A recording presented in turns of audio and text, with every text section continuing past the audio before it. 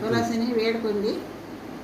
అమ్మ, నా భర్త విష్ణువు లేకపోతే లోకమే చీకటి.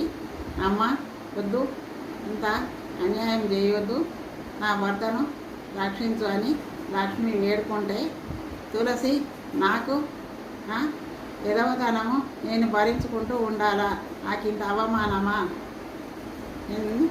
ఆమె బాధపడి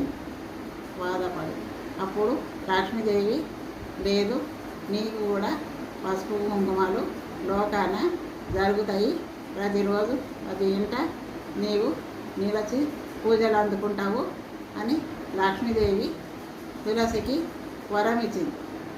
అప్పుడు తులసి లోకాన తులసి చెట్టు అయి పూజలు అందుకుంటుంది.